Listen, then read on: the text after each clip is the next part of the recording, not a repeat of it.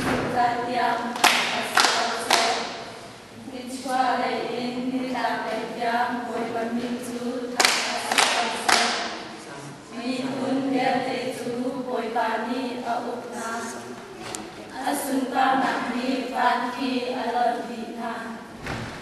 Boy Ba Kanpasya Tuki Ahaunan Anulaw Ban Jama Sise Budaya Sise Ama Bantu Ahaunan Anulaw Aboy Judan Chu Tung Piakin Akun Asinain Banle Budaya Rusawakin Arungkun